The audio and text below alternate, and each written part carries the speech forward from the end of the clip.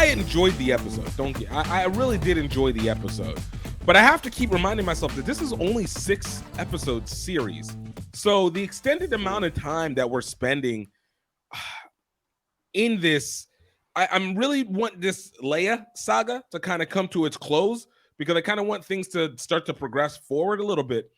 But I enjoyed the episode. I enjoyed the tenseness of the episode.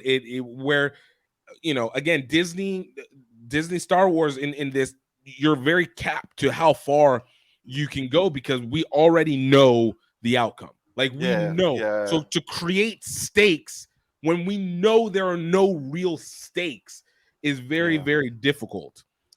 Yeah, but I mean, it is. There's only one character who we don't know their fate, and that's Reva. Right. Exactly. Everyone else, we kind of know where they're going to end up. And to some assumption, we kind of have an idea of what's going to happen with Reva, because there's these other shows that don't include her. Like, for example, like the Grand Inquisitor. Well, he exists in another show that takes place after the efforts of this. So we have to assume he's going to be alive in some way, shape, or form. Yeah. And then of course we have all these other trilogies. So it's like, well, whatever happens, Reva doesn't exist again into this plane over the course of what would be 60 years of 70 years of Star Wars history. So unless she changes over, she joins the rebellion and she pops but even up. Still, we had no reference. There's no reference. So you basically have to Rogue One her in some way, shape, or form. So again, you're just like, what is it? All it comes is either there has to be a redemption arc, or there is it creates the chaos that allows something else to occur as well.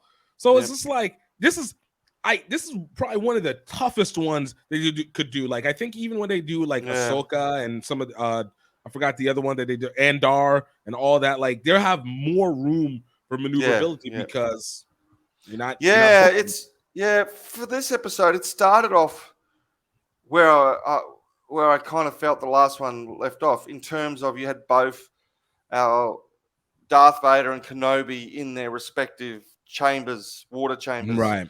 Kind of freaking each other out. You had the parallels are still there, and they're still kind of, even if they weren't in the same room. And as I felt a bit the same way. I kind of enjoyed the episode. But what I'm beginning to realize with me, and I think with other people too, is that the weaker the episode, the more you notice all the strange inconsistencies and strange things. Yeah. And I'm sitting there watching this, and all these stormtroopers missing him, missing Kenobi, shooting, which you can't. In the normal course of events, you're pretty used to it. But it really stands out when you're not being drawn into the story, and then when suddenly one of the guns accidentally hits the side window and starts cracking. So someone needed, from workplace health and safety, had to put up a sign, do not shoot blasters in here. No one told the stormtroopers. No one told. So they're going, whoa. It's like a Far Side comic or an episode of The Simpsons. Whoa. Who would have guessed that shooting the side of this glass would have opened up? No one told us it was going to break. Who would have known? Why did someone put up a sign that said, do not shoot? Wasn't it like the first day of training to be on this particular facility was, right, do not shoot in this because it's really, really thin. We are underwater, all right? This is not a secure area. But you know what? It does lend to that theory of like the Empire said, hey, you know what? We don't want quality anymore. We just want quantity. So whoever and whatever can hold a gun and put on this suit, just put it on. You get 2 months of training. If you don't get it, we'll force choke you and kill you and put you with another person. We got a whole galaxy to pull from. It's like the security guards here in Malaysia. They just turn up and get their badge, and they're off to the races. The other one is just how easily those two ships came in at the end. As they come in, no one stops them. No one stops them. There's no detection. Just Oh, you guys are just here. Okay. So those TIE fighters that we saw hanging from the roof earlier, why don't you just kind of no, they're gone. And that's what, and you can see, I'm beginning to see now why Darth Vader is always so pissed off. Like, because you let him go. He comes in at the end and picks Reva up and he goes, you let him go. I got funding for 500 TIE fighters sitting on the roof, and you didn't think about jumping in one of those babies and going and get them. You just let him go. But here's the thing, right? That kind of inconsistency and stupidity is in pretty much every Star Wars. Star Wars, exactly. But it only comes to the fore, really, in your mind when the story is not quite bringing you in, right? Right. And it's not holding itself. And getting back to that start where you saw the two of them together, yeah. I just think after episode 3, which was monumental, another showdown. Right. That in all the scope of the Star Wars universe, a second showdown between Kenobi and Anakin is quite significant. And it just, to me, this episode needed to be about Obi-Wan unpacking what that meant to him. Yes. Like that whole, holy crap, here I am fighting them again. I mean, is he happy that Anakin is alive? I don't think so, but maybe part of him is. Is he still, does Anakin still blame him for the death of Padme? Like there's so much stuff going on between those two that I didn't want to see him running through another facility, just going through a standard Star Wars adventure. Right. Without him, No, I was gonna say continue. It's like, again, in this, if you're going to keep it in on it, it needs to be the growth process. That not only is it how do we get to old Obi-Wan Kenobi, but like we get to the calm and accepting part of Obi-Wan, because in this process, and that's why I was like, I get what they're trying to do with Leia and pretty much set the groundworks for how she would basically get to know who Darth Vader was in A New Hope, and where her confidence and spunkiness came from. But like at the same time, it's like, yo, I want to see the growth of Obi-Wan. Like you went from a guy who is distraught over losing everything and almost being at hand of it, to now being not less guilty per se, but at least more accepting that you didn't have the control and all you can do is work towards the future, so that whenever that last showdown with Darth Vader occurs, and when you put your lightsaber down and allow him to strike you down, it makes sense because there was an acceptance of who he was by that point. Well, he says, that line he says when he fights Anakin in the last one, right? In the prequel, the Sith Rises or whatever, the third one. I get them all mixed up now. The last Sith, or what? Who gives a Sith? Or, the third of the prequels.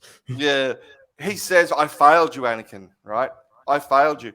I want to know how he thinks. I want to hear him at least talk through with somebody, that girl who was there, or even Leia, anyone. I want to know how he thinks he failed him. Did he actually like Padme? Because if you remember, what did he think he could have done? Like, what do you think he could have done to avoid all of this? Right. And this is a great place for it to happen. Now, it still might happen, right? We got 2 episodes left. They might go for an hour and a half, or we might hear it all. 3 episodes. Oh yeah, we're right. This is 2. I'm sorry. This is 4. But I thought this major episode 3, this was the perfect time for us to just to unpack stuff. Let's just go through this with a fine-tooth comb and let him just reflect all the feelings that comes out of, what would have been like. He must have some kind of trauma from having faced, nearly getting burnt, and we saw bits of that in the first 3 minutes, and then he just spends the rest of it just running around, just trying to run around, trying to get used to. And I feel like they're going to give us something, like you said, in these last 2 episodes, because you know the formula. It's always the penultimate episode is the one where you get either the most emotional component of it, and then the ultimate episode is the action episode. And, we've understood the formula by this point.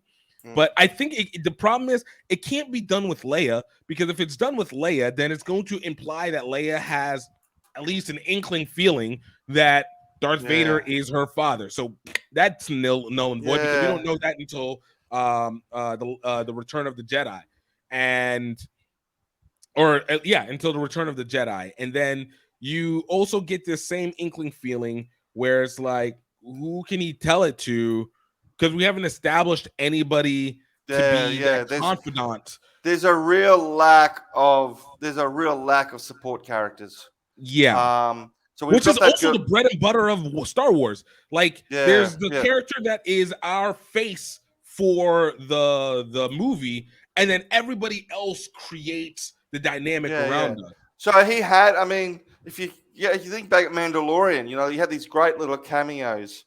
You had Bill Burr come on, and he made an impact for his episode. He was only there one episode here, and he had one episode there. But these guys came on, and you kind of got a real feel for them. Yeah. And this one, we had old matey, the actor, the guy from the Eternals, who was in episode 2. And you know, he kind of came and went really quickly. Right. We've got this girl here, the Admiral, who's obviously again, you're not getting all. They had that guy at the start of this episode who's lost his wife.